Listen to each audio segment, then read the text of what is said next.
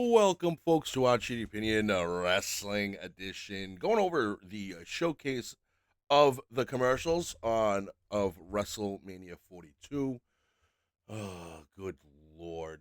I'm just gonna get the address the elephant in the room with the wrestling times. People on the internet did a good job of recording match times, and wait times, and all sorts of stuff. So we're gonna go through the match times here real quick. We got, in order of the matches, we have 7 minutes for the Usos match, 14 minutes for the Jacob Drew match. We got 9 minutes for the Women's Fatal 4. We got Becky's match at 8 minutes. We got Gunther Rollins at 15 minutes. We got Liv and Steph at 7 minutes, and we got Randy and Cody at 23 minutes. Those are, I believe, the wrestle times, because the total time that if anybody says anything from WWE will sound longer, because it includes the entrance times as well. So overall, thanks to WWE wait times on X, in order of the wait times for each match: 16 minutes, 16 minutes, 20 minutes, 15 and a half minutes, 14 and a half minutes, 22 and a half minutes, 43, basically 42 minutes, 44 minutes, excuse me, for the Randy Orton match. Now, the match wait times in between were longer than the actual matches, obviously. Total wait time was 2 hours and 30 minutes. Total match time was 1 hour and 23 minutes. Total Netflix ads, 25 minutes, 24 minutes, excuse me. 63% of the show was stuff between match bells. 35 is wrestling, and 2+ hours total of nothing. So that seems to be the gripe, which is fair gripe. I can imagine, spending $30 a month or $50 a month, whatever it is, for ESPN Plus to watch a bunch of commercials, and then being in the stadium, spending all that money that everybody was rightfully complaining about, and seeing basically no wrestling. So basically, we got Hulk Hogan was the highlight of the night, because apparently, if you didn't know, he has a special coming out, documentary on Netflix on Wednesday, the 22nd. So we got to see lots and lots and lots of that. And it's ridiculous. It's at this point, WrestleMania is becoming, or WWE is becoming, a parody of itself, and just doesn't get it. And I think it's more, I will blame TKO, because it's one of those things where you see a big company come in, buy out another company, and they just destroy the good product that they wanted to buy. Why they do that, why companies do that, I don't get it. Unless they're purposely trying to dissolve companies, and then that makes sense. Are they trying to dissolve WWE? No idea what's going on. It's just become a big farce of itself. It's taken away the entertainment angle, all for the point of just paying for advertising. Are they gonna? Here's the thing: if you're gonna put out shitty products, are people gonna eventually? A company's gonna stop paying. People are gonna stop paying for tickets, I think, at some point. I don't know, but they should. Companies gonna stop paying for advertisings, because it's just. But we're also gonna watch them. Will they not? I don't know. Point being is, you're putting out a shitty product. The poor wrestlers that we have, great talent and great abilities and great skills, aren't able to show off anything, and it's absolutely disgusting what TKO and WWE are doing and trying to get away with. They sit there and they're going to cry, and they're going to cry, and they're going to cry. No one's buying tickets. No one's buying tickets.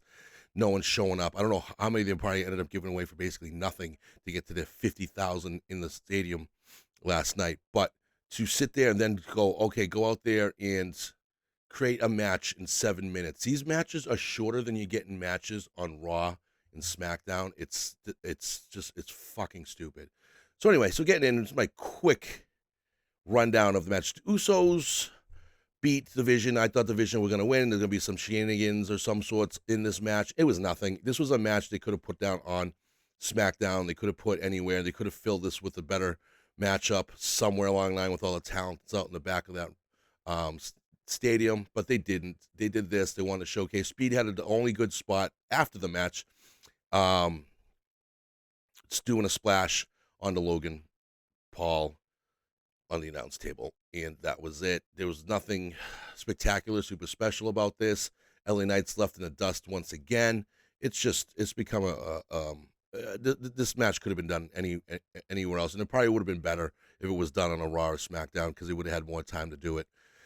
And it was just a basic match. There was nothing to it. I gave it a B minus. Yeah, there was no Paul Heyman. There was I don't know. It was just nothing. There was nothing to this for me. That didn't. It was a terrible warm up match. Don't know. ESPN doing the first hour wasn't helping the cause in these first two matches. As far as I'm concerned, Fatu in an unsanctioned match beats Drew McIntyre. Yeah, for an unsanctioned match, there was the use of weaponry and extra curricular tools like tables and chairs and stuff was good. An unsanctioned match should have blood.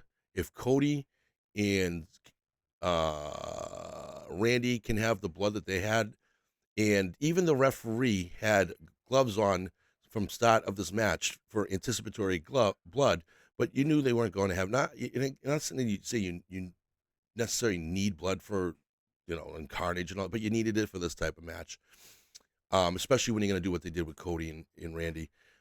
But it was a great match overall. I actually like this match. These guys utilized their time really, really well. Let me see. I'm going to go back so I can read the times of these properly. They're 14 minutes they utilized well, and I had this as one of the potential show stealers. If they had blood and a little bit more violence, it definitely, to go along with the type of match it was an unsanctioned match, then it would have rolled pretty well with me. The use of the belt, the ref's belt, was funny to me, and Drew playing the "I'm bored at work" thing was fun as usual. But this was a good match. Like I said, I gave it an A minus. All the Usos win, I gave a B minus. By the way, Paige showing up to replace Nikki Bella, which you got to feel bad for Nikki Bella. I didn't see this. I knew I'd heard the night before that Paige had resigned. We had thought that she would have been with AJ Lee. I don't like doing the whole speculation thing when people resign. It is fun. It's fun to discuss.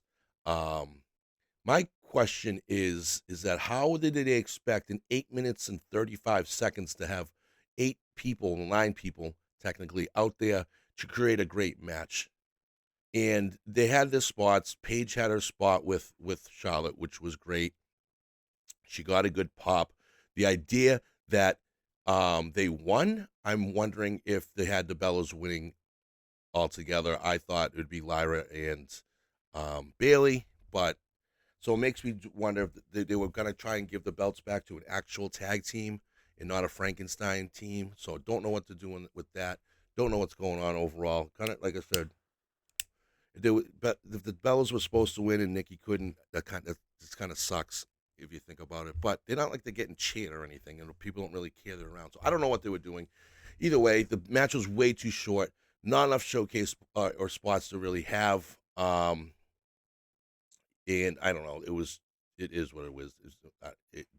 Like again, in 8 minutes 35 seconds, to have 8 people put together a good match. Everything's rushed. Everybody gets their thing.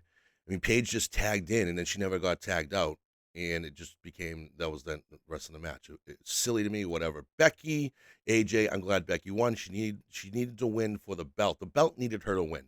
That's what it was. Becky did not need to win, obviously, because Becky doesn't need the help. I'm not a fan of AJ Lee, so that helps me as well. This match is probably the best match that utilized their time frame of 8 minutes and 15 seconds to its max. These two worked at a good pace. They were able to get the Jessica Carr and Becky Lynch feud thing going, and that worked. And I mean, everything paced itself out correctly in this. It could have been done longer. Obviously, their Elimination Chamber match was longer than twice as long as this, I believe. And it's, again, time restrictions for 2 Hall of Famers, and but 2 Hall of Famers also utilize the time really well. It's just crazy to me that had to be a thing. Gunther versus Seth Rollins was the match tonight. As far as I'm concerned, it was basically 16 minutes long. It was good back and forth. It started off right away fast, and it kept going that way. They kept the pace. They did a great job together. I gave that. Oh, I'm sorry. I gave the Becky match a B. Um, just overall because the match wasn't super special, and again, the time restrictions killed it.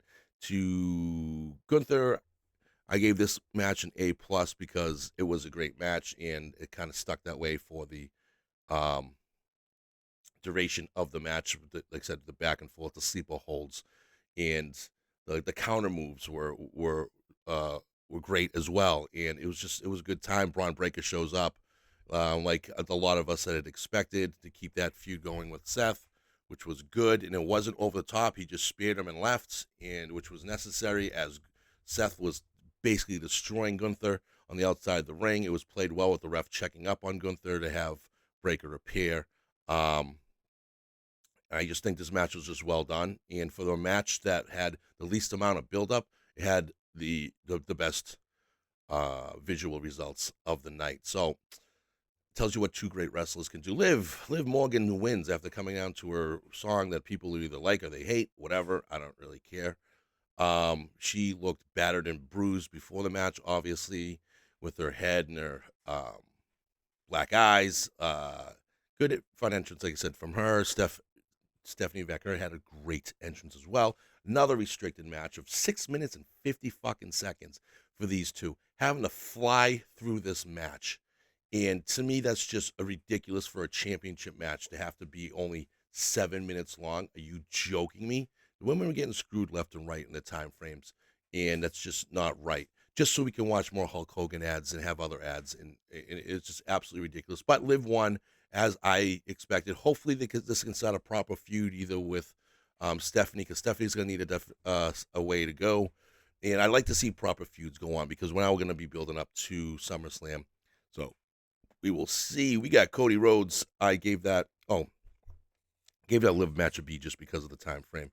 And it wasn't anything super spectacular going on in there. Cody Rhodes wins in a match that people are finding confusing, not knowing what's going on. Cody was booed to all hell. I want to say maybe a fourth or maybe even a third of the crowd was cheering him. Hard to tell in the stadium, but they did come awake during the Gunther match, so you knew they were there finally.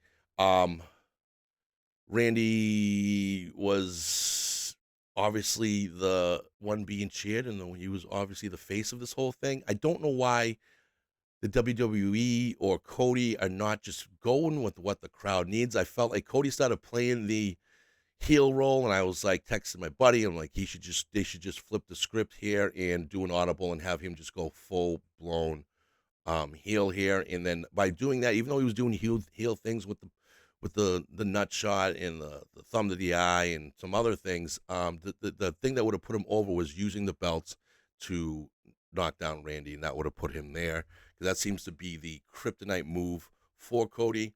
But then and then Randy does, another face thing by RKOing Pat McAfee, and all of a sudden at the end, he tries to do a heel thing by doing what it is in this photo, knocking down Cody and then punting him, which it still got cheers. So that's where the confusion comes in. I don't mind it. I liked it because I like when people can't figure stuff out. You don't have the IWC people coming out there and being like, I knew this, I knew that, and blah, blah, blah, blah, blah. They're just going to complain what they're going to complain about. I still like to view things as a child fan and be like, I don't get it. What's going on? Because I don't. And I want to be able to be surprised and leave myself to be surprised with the limited amount of information as I can have in my brain. So I know where I'd like it to go. But we'll see, because I think it's fine that he won. I think it could have won either way, as long as it leads up again to building a proper storyline between these two, without that bullshit with Pat McAfee, and they can sit there and then get to SummerSlam, and then Randy can finally win. And I would rather see Cody. I like Cody chasing titles, and I like Cody being angry, and they need to make him that way, and they need to give in to the fact that he's not liked in this Cody fatigue, and that Randy is the face of this, and that's just the way it's going to be. Randy can do as many bad things as he wants, and he's still not going to be viewed as bad. The only thing he's going to be viewed as bad for is sitting there pumping up Pat McAfee like he did in SmackDown. So, with that all being said, overall, I just feel like WrestleMania is becoming a parody of itself and just becoming a big ad saw. It's the same thing like they did with football, and they're doing it, and these big companies are doing it with wrestling, where you're supposed to be able to sit there and just watch it, and that's it, and have a good time. What's like? I don't understand what's wrong with that. We pay money to watch wrestling. That's it, and they want to take that away from you, and they want to sit there and you want to hoard all this money, because all they care about is money and their shareholders. But you're gonna lose this shit because there's a competition out there that shows more wrestling than they do ads with AEW. And if you don't mind losing fans, then keep it up, keep it going. I'm curious how it's going to go tonight, but they're not going to learn their lesson. They're going to keep pulling this bullshit, and that's just the way of the world. It's not going to be fast if they're going to go into decline, but it's going to be eventual. So we'll see what ends up happening with this. But thank you for watching. I hope you have a good time watching tonight, and we'll see what other shit, how many other fucking ads that we got to sit through with this crap. If they sit there and they give that Obafemi and Brock Lesnar like fucking 6 minutes, I'm going to be pissed. It should be a huge match, and they should utilize it as a huge match. None of this 16 minutes for 2 matches in the first hour so we can watch 45 minutes of fucking crap. Especially because there's no backstage segments. There's no John Cena walking around interviewing people. There's barely any highlights to show you what happened in the matches. It's become crap. So hopefully they can sit there and they can fix whatever. They're not going to, but whatever. It is what it is. So you can hear me rant, rave, and bitch about the showcase of the commercials on Monday nights, or other people. I don't care. Whatever. Till then, folks, see you later. Thanks for watching. Goodbye.